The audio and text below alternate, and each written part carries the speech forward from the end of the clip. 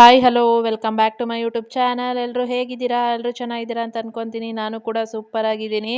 ಇನ್ನಿದು ಭಾನುವಾರದ ವ್ಲಾಗ್ ಆಗಿರುತ್ತೆ. ಭಾನುವಾರ ಬೆಳಗ್ಗೆನೇ ವ್ಲಾಗ್ನ ಸ್ಟಾರ್ಟ್ ಮಾಡ್ಕೊಂಡಿದ್ದೀನಿ.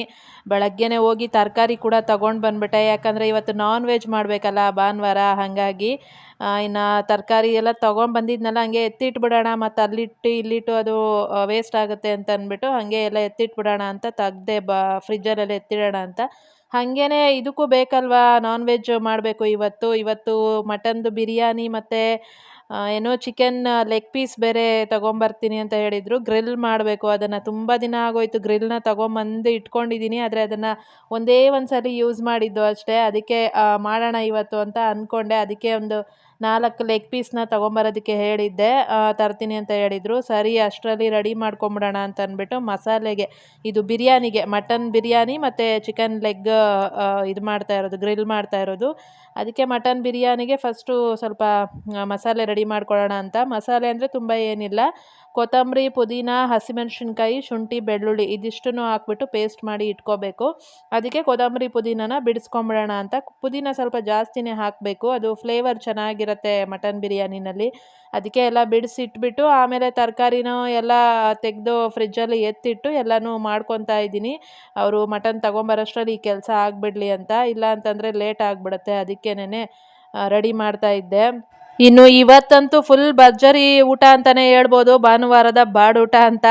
ಒಳ್ಳೆ ಮಿಲ್ಟ್ರಿ ಹೋಟ್ಲಲ್ಲಿ ತಿಂತೀವಿ ಅಲ್ಲ, ಆ ಥರ ಎಲ್ಲ ಐಟಮ್ಸ್ಗಳು ಇತ್ತು. ಬರೀ ಮಟನ್ ಬಿರಿಯಾನಿ, ಮಟನ್ನು ಮತ್ತು ಚಿಕನ್ ಲೆಗ್ ಪೀಸ್ ಮಾತ್ರ ತಂದಿರಲಿಲ್ಲ, ಲಿವರು ಕೂಡ ತೊಗೊಂಬಂದಿದ್ರು. ಹಾಗಾಗಿ 3 ಐಟಮ್ಮು, 3 ವೆರೈಟಿಯಾಗಿ ಮಾಡ್ಕೊಂಡು ತಿಂದಿದ್ದು. ಒಂಥರ ಒಂದೊಂದು ದಿವಸ ಹಿಂಗೇನೆ ಅಂದ್ಕೊಳ್ದೇ ಇಷ್ಟೆಲ್ಲ ಐಟಮ್ಸ್ಗಳನ್ನ ಮಾಡಿಬಿಡ್ತೀವಿ.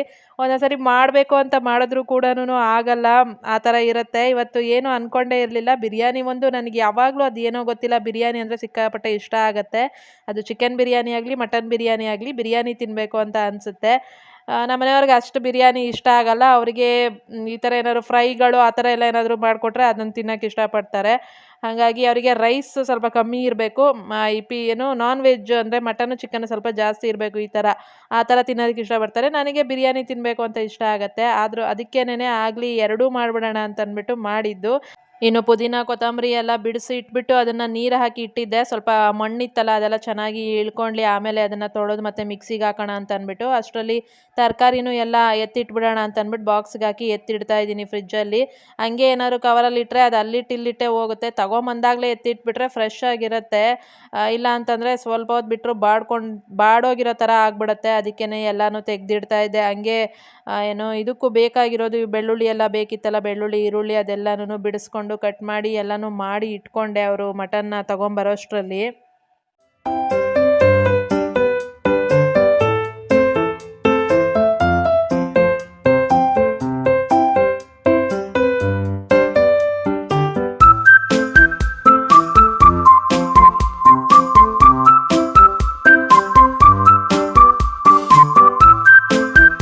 ಇನ್ನು ಆವಾಗಲೇ ಹೇಳ್ದಂಗೆ ಚಿಕನ್ ಗ್ರಿಲ್ನ ಮಾಡಬೇಕಿತ್ತಲ್ಲ, ಲೆಗ್ ಪೀಸ್ನ, ಅದಕ್ಕೇನೆ ಗ್ರಿಲ್ ಮೇಲೆ ಎತ್ತಿಟ್ಬಿಟ್ಟಿದ್ದೆ. ತೊಗೊಂಬಂದು ಒಂದೇ ಒಂದು ಸರಿ ಯೂಸ್ ಮಾಡಿದ್ದು, ಅದಕ್ಕೆ ಅದನ್ನು ಇಳಿಸ್ಕೊಳ್ಳೋಣ ಅಂತ ಅಂದ್ಬಿಟ್ಟು ತೆಗೆದಿಡ್ತಾ ಇದ್ದೀನಿ. ಇನ್ನು ಅದನ್ನೆಲ್ಲ ವಾಶ್ ಮಾಡಿ ರೆಡಿ ಮಾಡ್ಕೊಬೇಕು. ವಾಶ್ ಅಂದರೆ ಅದನ್ನೇನು ವಾಶ್ ಮಾಡೋದಿಲ್ಲ, ಬರೀ ಗ್ರಿಲ್ ಪ್ಲೇಟ್ ಮಾತ್ರ ವಾಶ್ ಮಾಡ್ಕೊಬೇಕಾಗತ್ತೆ ಅಷ್ಟೇನೆ. ಇನ್ನು ಈ ಕಡೆ ಬಿರಿಯಾನಿಗೆ ಒಂದು ಮಸಾಲೆ ರೆಡಿ ಮಾಡಬೇಕಿತ್ತಲ್ಲ, ಅದಕ್ಕೆ ಮಿಕ್ಸಿ ಜಾರ್ ತೊಗೊಂಡು ಅದರಲ್ಲಿ ಬೆಳ್ಳುಳ್ಳಿ, ಶುಂಠಿ, ಹಸಿಮೆಣಸಿನ್ಕಾಯಿ ಹಾಕ್ಕೊಂಡಿದ್ದೀನಿ. ಜೊತೆಯಲ್ಲಿ ಕೊತ್ತಂಬರಿ ಪುದೀನ ಕೂಡ ಬಿಡಿಸಿ ತೊಳೆದು ಇಟ್ಕೊಂಡಿದ್ನಲ್ಲ, ಅದನ್ನು ಕೂಡ ಹಾಕ್ಕೊಂಡಿದ್ದೀನಿ. ಒಂದು ಸ್ವಲ್ಪ ನೀರು ಹಾಕ್ಬಿಟ್ಟು ನುಣ್ಣಗೆ ಪೇಸ್ಟ್ ಮಾಡಿ ಇಟ್ಕೊಬೇಕು. ತುಂಬ ಜಾಸ್ತಿ ನೀರೇನು ಹಾಕಂಗಿಲ್ಲ. ಪೇಸ್ಟ್ ಮಾಡಿ ಇಟ್ಕೊಂಡು ಈ ಕಡೆ ಮಟನ್ನು ಕೂಡ ತೊಳೆದು ಇಟ್ಟಿದ್ದೀನಿ. ಇನ್ನಿದು ಪೇಸ್ಟ್ ಕೂಡ ಮಾಡಿ ಇಟ್ಕೊಂಡಿದ್ದಾಗಿದೆ ಮಸಾಲೆನ. ಅದ್ರ ಜೊತೆಯಲ್ಲಿ ಆವಾಗಲೇ ಹೇಳ್ದಂಗೆ ಚಿಕನ್ ಕೂಡ ತೊಗೊಂಬಂದಿದ್ರಲ್ಲ ಲೆಗ್ ಪೀಸ್ನ, ಅದನ್ನು ಕೂಡ ವಾಶ್ ಮಾಡಿ ಇಟ್ಟಿದ್ದೀನಿ. ಅದಕ್ಕೆ ಮ್ಯಾರಿನೇಟ್ ಮಾಡಿ ಇಡಬೇಕು, ಹಾಗಾಗಿ ಅದನ್ನು ಕೂಡ ವಾಶ್ ಮಾಡಿ ಇಟ್ಟಿದ್ದೀನಿ. ಇನ್ನು ಬಿರಿಯಾನಿಗೆ ಅಂತ ಈ ಕಡೆ 2 ಈರುಳ್ಳಿನ ಉದ್ದುದಿಗೆ ಕಟ್ ಮಾಡಿ ಇಟ್ಟಿದ್ದೀನಿ, 2 ಹುಳಿ ಟೊಮೆಟೊನ ಕಟ್ ಮಾಡಿ ಇಟ್ಟಿದ್ದೀನಿ. ಇವತ್ತು ನಾನು ಮೊಸರೆಲ್ಲ ಏನು ಯೂಸ್ ಮಾಡ್ತಾ ಇಲ್ಲ, ಹುಳಿಗೆ ಬರೀ ಟೊಮೆಟೊ ಮಾತ್ರ ಹಾಕ್ತಾ ಇರೋದು. ಹಾಗಾಗಿ ಇನ್ನೀಗ ಒಗ್ಗರಣೆ ಮಾಡೋದಕ್ಕೆ, ಅಂದರೆ ಬಿರಿಯಾನಿ ಮಾಡೋದಕ್ಕೆ ಕುಕ್ಕರ್ನ ಇಟ್ಟಿದ್ದೀನಿ, ಸ್ಟವ್ ಹಚ್ಚಿದ್ದೀನಿ. ಇವಾಗ ಇದಕ್ಕೆ ನಾನೊಂದು 10 ಸ್ಪೂನ್ ಅಷ್ಟೇ ಎಣ್ಣೆ ಹಾಕ್ಕೋತಾ ಇದ್ದೀನಿ. ತುಪ್ಪ ಎಲ್ಲ ಏನು ಹಾಕ್ತಾ ಇಲ್ಲ, ಬರೀ ಎಣ್ಣೆ ಹಾಕ್ಕೋತಾ ಇರೋದು. ಯಾಕಂದರೆ ಮಟನಲ್ಲೇ ಕೊಬ್ಬಿನಂಶ ಇರೋದ್ರಿಂದ ಅದರಲ್ಲೇ ಜಿಡ್ಡು ಬಿಟ್ಕೊಳ್ಳುತ್ತೆ. ಅದಕ್ಕೇನೆ. ಇನ್ನು ಇದಕ್ಕೆ ಸ್ವಲ್ಪ ಸ್ಪೈಸಸ್ ಹಾಕ್ತಾಯಿದ್ದೀನಿ. ಚಕ್ಕೆ 1 ಪೀಸು, ಲವಂಗ ಒಂದು 4, ಸ್ವಲ್ಪ ಸೋಂಪು ಕಾಳು ಮತ್ತು ಕಸೂರಿ ಮೇಥಿ ಇದಿಷ್ಟನ್ನು ಹಾಕಿದ್ದೀನಿ. ಪಲಾವ್ ಎಲೆ ಎಲ್ಲ ಏನೂ ಹಾಕಿಲ್ಲ, ಬೇರೆ ಇನ್ನೇನು ಹಾಕಿಲ್ಲ, ಇಷ್ಟೇ ಐಟಮೇ ಹಾಕಿರೋದು ನಾನು. ಇದಿಷ್ಟನ್ನು ಹಾಕ್ಬಿಟ್ಟು ಅದು ಸ್ವಲ್ಪ ಫ್ಲೇವರು ಬಿಟ್ಟ ಮೇಲೆ ಈರುಳ್ಳಿ ಏನು ಕಟ್ ಮಾಡಿ ಇಟ್ಟಿದ್ದೆ ಈರುಳ್ಳಿನ ಹಾಕ್ಕೊಂಡು, ಅದು ಈರುಳ್ಳಿ ಚೆನ್ನಾಗಿ ಕೆಂಪಗೆ ಫ್ರೈ ಆಗಬೇಕು. ಫುಲ್ಲು ಒಂಥರ ಏನಂತಾರೆ ಸೀದೋಗಿರೋ ಥರ ಆಗೋವರೆಗೂ ಬರುತ್ತೆ ಅಲ್ಲ, ಅಲ್ಲಿ ತನಕ ಫ್ರೈ ಮಾಡ್ಕೊತೀನಿ. ಯಾಕೆಂದರೆ ಬಿರಿಯಾನಿ ಟೇಸ್ಟು ಸಕ್ಕತ್ತಾಗಿ ಬರುತ್ತೆ ಆ ಥರ ಈರುಳ್ಳಿನ ಫ್ರೈ ಮಾಡಿಕೊಂಡಾಗ. ಅದಕ್ಕೆ ಈರುಳ್ಳಿ ಹಾಕ್ಬಿಟ್ಟು ಅದನ್ನು ನಾನು ಸಣ್ಣ ಊರಿನಲ್ಲಿ ಇಟ್ಬಿಟ್ಟು ಅದನ್ನು ಫ್ರೈ ಮಾಡೋದಕ್ಕೆ ಇಟ್ಬಿಟ್ಟು, ನಾನು ಈ ಕಡೆ ಚಿಕನ್ ಲೆಗ್ ಪೀಸ್ ಇತ್ತಲ್ಲ ಅದನ್ನು ಮ್ಯಾರಿನೇಟ್ ಮಾಡಿ ಇಡಬೇಕು. ಅದು ಚೆನ್ನಾಗಿ ಉಪ್ಪು ಖಾರ ಹಿಡ್ಕೊಬೇಕಲ್ಲ, ಹಾಗಾಗಿ ಅದನ್ನು ಮ್ಯಾರಿನೇಟ್ ಮಾಡಿ ಒಂದು ಎಷ್ಟೊತ್ತಾದರೆ ಅಷ್ಟೊತ್ತುನು ಒಂದು ಅರ್ಧ ಗಂಟೆ ಆದರೂ ಸರಿ ಇಟ್ಬಿಟ್ರೆ ಒಳ್ಳೆಯದೇನೆ, ಚೆನ್ನಾಗಿ ಅದು ಉಪ್ಪು ಖಾರ ಹಿಡ್ಕೊಳ್ಳುತ್ತೆ. ನಾನು ಈ ಥರ ಲೆಗ್ ಪೀಸ್ನ ನೋಡಿ ಆ ಥರ ಚಾಕುನಲ್ಲಿ ಕಟ್ ಮಾಡಿ ಇಟ್ಕೊಂಡಿದ್ದೀನಿ. ನಾನು ಇಲ್ಲಿ ಬಿರಿಯಾನಿಗೆ ಏನು ರುಬ್ಬಿಟ್ಕೊಂಡಿದ್ದೆ ಅಲ್ಲ ಮಸಾಲೆನ, ಅದನ್ನೇ ಇಲ್ಲಿ ನಾನು ಒಂದು 2 ಸ್ಪೂನಷ್ಟು ತೊಗೊಂಡಿದ್ದೀನಿ.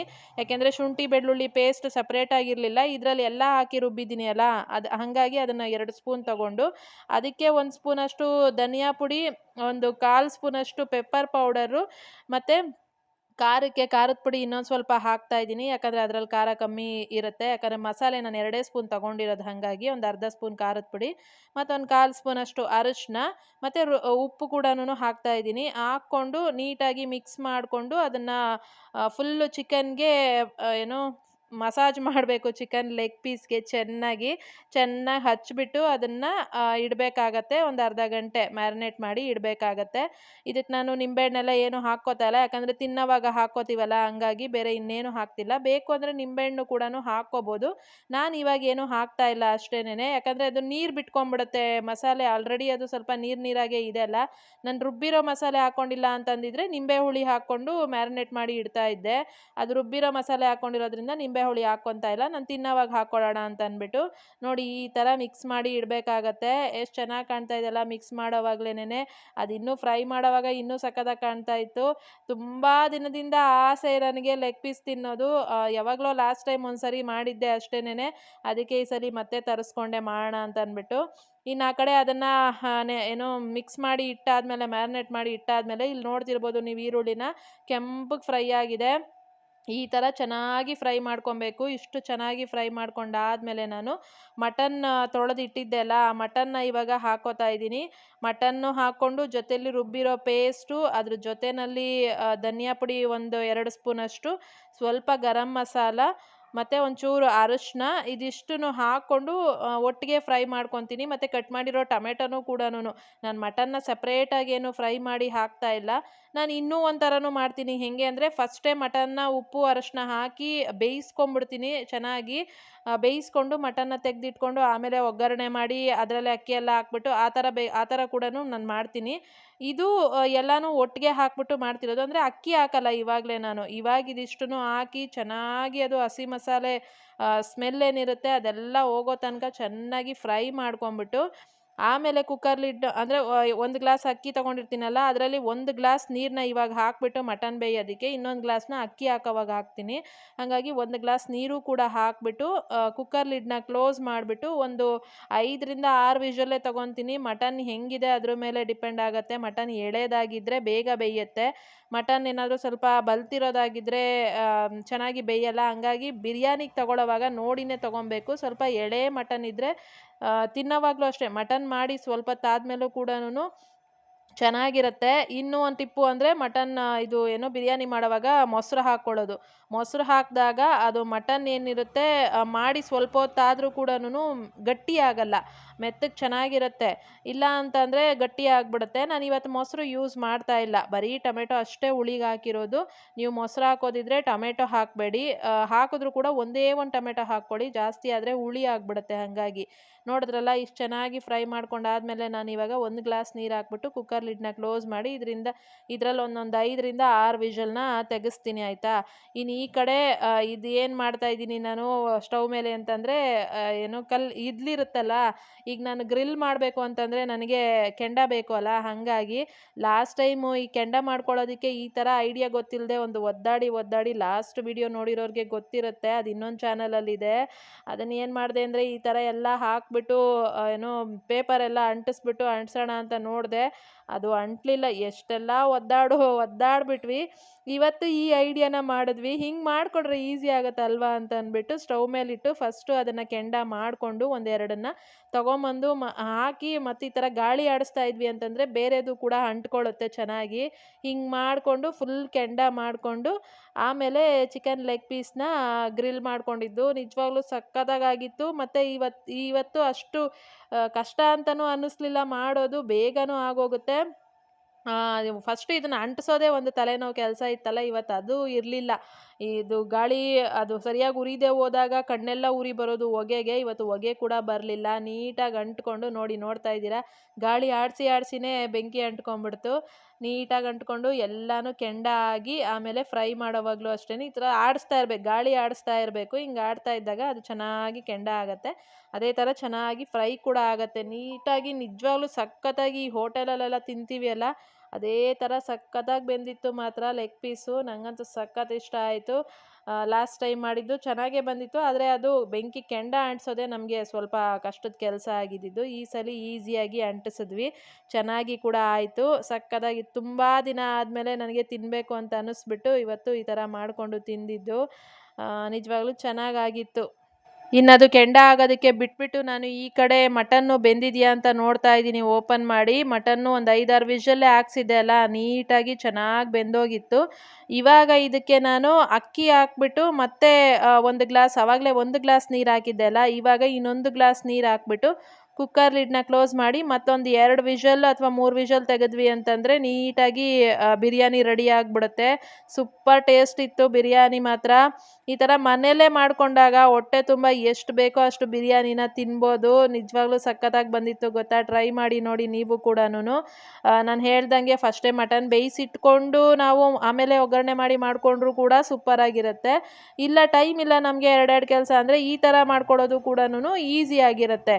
ಒಂದೇ ಸಲ ಅಂದರೆ ಅದು ಮಟನ್ ಬೇಯಿತು ಅಂತಂದರೆ ಇನ್ನೊಂದು ಸರಿ 1-2 ವಿಷಲ್ ಹಾಕಿದ್ರೆ ಆಗೋಯ್ತು, ಅಕ್ಕಿ ಹಾಕ್ಬಿಟ್ಟು ಅಷ್ಟೇನೆ. ಅದನ್ನು ಆ ಕಡೆ ಇಟ್ಬಿಟ್ಟು ನಾನು ವಿಷಲ್ ಬರಲಿ ಅಂತ ಅಂದ್ಬಿಟ್ಟು ಈ ಕಡೆ ಮತ್ತೆ ನಾನು ಚಿಕನ್ ಗ್ರಿಲ್ ಏನಿತ್ತಲ್ಲ ಅದನ್ನು ಮಾಡೋದಕ್ಕೆ ಮ್ಯಾರಿನೇಟ್ ಮಾಡಿ ಇಟ್ಟಿದ್ದು ಚಿಕನ್ ಎಲ್ಲ ಇಟ್ಬಿಟ್ಟು ಈ ಥರ ಗ್ರಿಲ್ ಮಾಡ್ತಾ ಇರೋದು. ಈ ಥರ ಗಾಳಿ ಆಡ್ತಾ ಇದ್ದರೆ ಕೆಳಗಡೆ ಕೆಂಡ ಏನು ಅದು ಹಬೆ ಬರ್ತಾ ಇರುತ್ತೆ, ಆ ಹಬೆನಲ್ಲೇ ನಾವು ಈ ಥರ ಬೇಯಿಸ್ಕೊಬೇಕು.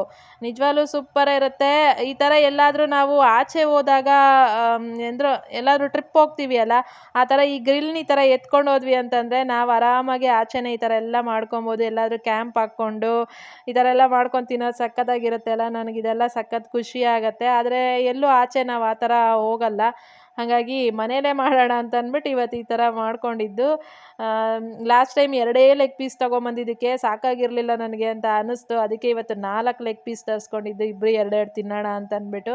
ಇನ್ನು ನಮ್ಮಮ್ಮ ಚಿಕನ್ ತಿನ್ನಲ್ಲ, ಅವ್ರಿಗೆ ಯಾಕೋ ಅಷ್ಟು ನಾನ್ ವೆಜ್ ಮೇಲೆ ಇಂಟ್ರೆಸ್ಟ್ ಇಲ್ಲ, ಹಾಗಾಗಿ ಬೇಡ ನನಗೆ ಅಂತಂದ್ರು. ಬಿರಿಯಾನಿ ಕೂಡ ಅವ್ರು ತಿನ್ನಲೇ ಇಲ್ಲ ಕೊನೆಗೆ, ರೈಸ್ ಎಲ್ಲ ಉಳಿದೇ ಹೋಯಿತು. ರೈಸ್ನ ಎತ್ತಿಟ್ಕೊಂಡ್ರೆ ಆಯಿತು, ನೆಕ್ಸ್ಟ್ ಬಿಸಿ ಮಾಡಿ ತಿನ್ಕೊಬೋದು ಅಂತ ಹಂಗೆ ಇದು ಮಾಡಿದೆ. ಇನ್ನು ಆವಾಗಲೇ ಹೇಳ್ದಂಗೆ ಲಿವರ್ ಕೂಡ ತಂದಿದ್ರು, ಚಿಕನ್ ಲಿವರ್ನ. ಅದನ್ನು ಜಾಸ್ತಿ ಏನೂ ಇಲ್ಲ, ಜಸ್ಟ್ ಲಿವರು ತೊಳ್ಕೊಂಡು ಅದನ್ನು ಬಾಣಲಿಗೆ ಹಾಕ್ಕೊಂಡಿದ್ದೀನಿ. ಅದಕ್ಕೆ ಉಪ್ಪು, ಅರಿಶಿನ, ಖಾರದ ಪುಡಿ ಇಷ್ಟೇ. ಇದಕ್ಕಿನ್ನು ಯಾವುದೇ ಪೌಡ್ರು ಹಾಕಲ್ಲ. ಇದಕ್ಕೆ ಜಾಸ್ತಿ ಮಸಾಲೆ ಎಲ್ಲ ಹಾಕಿದ್ರೆ ಇವರಿಗೆ ಇಷ್ಟ ಆಗಲ್ಲ, ಅವರಿಗೆ ಇಷ್ಟೇ ಸಿಂಪಲ್ಲಾಗಿರಬೇಕು, ಉಪ್ಪು ಅರಿಶಿನ ಖಾರ ಇಷ್ಟೇ ಇರಬೇಕು ಅಂತ ಹೇಳಿದರು. ಹಾಗಾಗಿ ಅಷ್ಟನ್ನೇ ಹಾಕ್ಬಿಟ್ಟು, ನೀರು ಕೂಡ ಹಾಕಿಲ್ಲ, ಅದರಲ್ಲೇ ನೀರು ಬಿಟ್ಕೊಳುತ್ತೆ ಅಲ್ಲ, ಹಾಕ್ಬಿಟ್ಟು ಅದನ್ನು ಮುಚ್ಚಿಟ್ಬಿಟ್ಟು ಸಣ್ಣ ಊರಿನಲ್ಲಿ ಬೇಯೋದಕ್ಕೆ ಬಿಟ್ಬಿಟ್ಟೆ. ಅದು ಬೇಗ ಬೆಂದೋಗ್ಬಿಡುತ್ತೆ.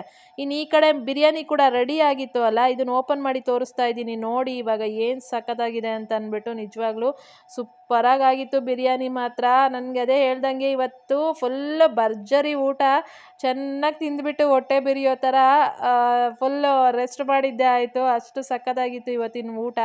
ಒಂದೊಂದು ದಿನ ಹಿಂಗೆ ಅಂದ್ಕೊಳ್ದೇ ಇಷ್ಟೆಲ್ಲ ಊಟ ತಿಂದಿರ್ತೀವಿ, ಒಂದೊಂದು ದಿನ ಬೇಕು ಅಂತ ಮಾಡಿದ್ರೂ ಕೂಡ ಅವತ್ತು ಊಟ ಮಾಡೋಕ್ಕಾಗಲ್ಲ, ಅಷ್ಟು ಚೆನ್ನಾಗೂ ಕೂಡ ಬರಲ್ಲ ಅಂತ ಅನಿಸುತ್ತೆ. ಇವತ್ತು ಯಾವುದೇ ಎಕ್ಸ್ಪೆಕ್ಟೇಷನ್ ಇರಲಿಲ್ಲ, ಮಾಡಬೇಕು ಅಂತ ಅಂದ್ಬಿಟ್ಟು ಮಾಡಿದ್ದಷ್ಟೇನೆ. ಮಾಡಾದ್ಮೇಲೆ ಮಾತ್ರ ಫುಲ್ಲು ಭರ್ಜರಿ ಬ್ಯಾಟಿಂಗೇ ಇವತ್ತು. ಸಿಕ್ಕಾಪಟ್ಟೆ ಸಖತ್ ಖುಷಿ ಆಯಿತು. ಈ ಥರ ಬಿರಿಯಾನಿ ಸೂಪರಾಗಿ ರೆಡಿಯಾಗಿದೆ. ಇನ್ನು ಬಿರಿಯಾನಿ ಕೂಡ ರೆಡಿ ಇತ್ತು. ಈ ಕಡೆ ಏನು ಸೈಡ್ಗೆ ಏನಂತಾರೆ ಇದು ಸಲಾಡ್, ಅದನ್ನು ಕೂಡ ರೆಡಿ ಮಾಡಿ ಇಟ್ಟಿದ್ದೆ. ಆ ಕಡೆ ಗ್ರಿಲ್ ಕೂಡ ರೆಡಿಯಾಗಿತ್ತು, ಮತ್ತು ಚಿಕನ್ ಲಿವರ್ ಕೂಡ ರೆಡಿಯಾಗಿತ್ತು.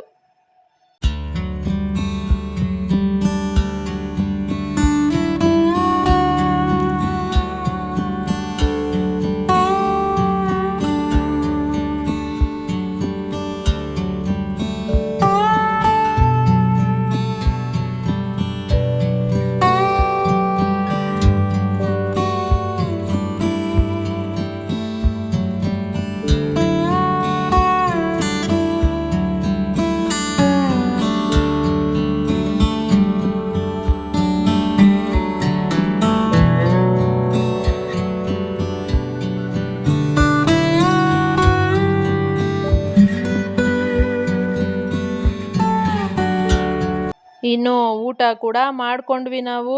ಸೂಪರಾಗಿತ್ತು ಇವತ್ತಿನ ಊಟ. ಇದು ಇವತ್ತಿನ ವ್ಲಾಗು, ಸಂಡೇ ದಿನ ಈ ಥರ ಆಯಿತು. ಇನ್ನು ಫುಲ್ ಡೇ ನಾನೇನು ವಿಡಿಯೋ ಮಾಡೋಕ್ಕೆ ಹೋಗಲಿಲ್ಲ, ಇಷ್ಟೇನೆ. ಗ್ರಿಲ್ ಅಂತೂ ನಿಜವಾಗ್ಲೂ ಹೇಳ್ತೀನಿ ಸಖತ್ತಾಗಿ ಬೆಂದಿತ್ತು ಗೊತ್ತಾ, ಎಷ್ಟು ಚೆನ್ನಾಗಾಗಿದೆ ನೋಡಿ. ಈ ಥರ ಮಾಡ್ಕೊಂಡು ತಿನ್ನೋದು ಚೆನ್ನಾಗಿರುತ್ತೆ ಮನೆಯಲ್ಲೇನೆ ಅಲ್ವಾ. 150 ರೂಪಾಯಿ ಏನೋ 4 ಲೆಗ್ ಪೀಸು. ಇದೇ ಏನಾದರೂ ಮಾಡಿರೋದನ್ನು ತಗೊತೀವಿ ಅಂತಂದರೆ ರೇಟ್ ಜಾಸ್ತಿ ಆಗುತ್ತೆ. ಇನ್ನದು ಯಾವಾಗಿನ ಚಿಕನೋ ಏನೋ ಅನ್ನೋ ಡೌಟ್ಗಳು ಬೇರೆ. ನಾವೇ ಮನೇಲಿ ಫ್ರೆಶ್ಶಾಗಿ ಮಾಡ್ಕೊಂಡು ತಿಂದ್ರಿ ಅಂತಂದರೆ ಸಖತ್ತಾಗಿ ಅನಿಸುತ್ತೆ, ಹೊಟ್ಟೆ ಕೂಡ ತುಂಬುತ್ತೆ, ಮನಸ್ಫೂರ್ತಿಯಾಗಿ ತಿನ್ಬೋದಲ್ಲ. ಇನ್ನು ಬಿರಿಯಾನಿ ಕೂಡ ಸೂಪರಾಗಿತ್ತು. ಆವಾಗಲೇ ಒಂದ್ಸರಿ ಮಿಕ್ಸ್ ಮಾಡಿಬಿಟ್ಟು ಮುಚ್ಚಿಟ್ಟಿದ್ದೆಲ್ಲ ಮತ್ತೆ ಇನ್ನೂ ಚೆನ್ನಾಗಿ ಅರಳ್ಕೊಂಡಿತ್ತು ಅನ್ನ ಎಲ್ಲನೂ. ಹಾಗಾಗಿ ಆವಾಗಲೇ ಬಿಸಿ ಇನ್ನೂ ವಿಷಲ್ ಇರೋವಾಗಲೇ ತೆಗೆದುಬಿಟ್ಟಿದ್ದೆ ನಾನು, ಯಾಕಂದರೆ ಒಂದೊಂದ್ಸರಿ ತಳ ಹತ್ಕೊಂಡ್ಬಿಡುತ್ತೆ ಅನ್ನೋ ಭಯ. ಅದಕ್ಕೆ ಆವಾಗ ವಿಷಲ್ ತೆಗೆದುಬಿಟ್ಟು ಒಂದ್ಸರಿ ಮಿಕ್ಸ್ ಮಾಡಿ ಮತ್ತೆ ಮುಚ್ಚಿಟ್ವಿ ಅಂದರೆ ಅದೇ ಹಬೆನಲ್ಲೇ ಇನ್ನೂ ಚೆನ್ನಾಗಿ ಅನ್ನ ಅರಳ್ಕೊಂಡಿರುತ್ತೆ. ಈಗ ತಟ್ಟೆಗೆ ಹಾಕಿ ಕೂಡ ತೋರಿಸ್ತಾ ಇದ್ದೀನಿ ನೋಡಿ. ಇವತ್ತಿನ ಊಟ ನಮ್ಮದು mutton biryani, chicken leg piece grill, ಆಮೇಲೆ ಏನದು ಚಿಕನ್ ಲಿವರ್ ಫ್ರೈ, ಜೊತೆಯಲ್ಲಿ ಈರುಳ್ಳಿ, ಸೌತೆಕಾಯಿ, ನಿಂಬೆಹಣ್ಣು. ಭರ್ಜರಿ ಊಟ, ಭಾನುವಾರದ ಬಾಡೂಟ, ಭರ್ಜರಿ ಬಾಡೂಟ. ನಂಗೆ ಇವಾಗಲೂ ನೋಡ್ತಾ ಇದ್ರೆ ಬಾಯಲ್ಲಿ ನೀರು ಬರ್ತಾ ಇದೆ. ಎಡಿಟ್ ಮಾಡ್ತಾ ಇರೋವಾಗ, ವಾಯ್ಸ್ ಓವರ್ ಕೊಡ್ತಾ ಇರೋವಾಗ ಅದನ್ನು ನೋಡ್ತಾ ಇದ್ರೆ ಬಾಯಲ್ಲಿ ನೀರು ಬರ್ತಾ ಇದೆ ಇವಾಗ್ಲೂ. ಓಕೆ, ಇನ್ನು ಇವತ್ತಿನ ವ್ಲಾಗ್ ಇದು. ಹೆಂಗೆ ಅನ್ನಿಸ್ತು ವ್ಲಾಗು ಅಂತ ನನಗೆ ಕಮೆಂಟಲ್ಲಿ ಹೇಳಿ. ಮತ್ತು ರೆಸಿಪಿಗಳು ಹೆಂಗೆ ಅನ್ನಿಸ್ತು ಅಂತ ಹೇಳಿ. ನೀವು ಕೂಡ ಟ್ರೈ ಮಾಡಿ, ಕಮೆಂಟ್ ಮಾಡಿ, ಮತ್ತು ವಿಡಿಯೋಗೆ ಲೈಕ್ ಕೊಡೋದನ್ನು ಮರಿಬೇಡಿ. ಚಾನಲ್ಗೆ ಸಬ್ಸ್ಕ್ರೈಬ್ ಮಾಡ್ಕೊಳ್ಳಿ, ಇದೇ ಥರ ವ್ಲಾಗ್ಗಳು ಇನ್ನೂ ಬರ್ತಾ ಇರುತ್ತೆ. ಸಪೋರ್ಟ್ ಮಾಡಿ, ಸಬ್ಸ್ಕ್ರೈಬ್ ಮಾಡಿಕೊಂಡು ವೀಡಿಯೋಸ್ನ ನೋಡಿ ಸಪೋರ್ಟ್ ಮಾಡಿ. ಮತ್ತು ಅಷ್ಟೇ, ಇನ್ನು ಇವತ್ತಿನ ವ್ಲಾಗ್ ಇಷ್ಟೇನೆ. ನೆಕ್ಸ್ಟ್ ವ್ಲಾಗಲ್ಲಿ ಸಿಗ್ತೀನಿ. ಅಲ್ಲಿ ತನಕ ನಾನು ಮಿಸ್ ಮಾಡ್ಕೊತಾ ಇರಿ. Thank you so much. ಇಷ್ಟೊತ್ತವರೆಗೂ ವಿಡಿಯೋ ನೋಡಿರೋರಿಗೆಲ್ಲ ಥ್ಯಾಂಕ್ ಯು. ನೆಕ್ಸ್ಟ್ ವಿಡಿಯೋದಲ್ಲಿ ಸಿಗೋ ತನಕ ನಾನು ಮಿಸ್ ಮಾಡ್ಕೊತಾ ಇರಿ. Thank you. Take care. Bye bye.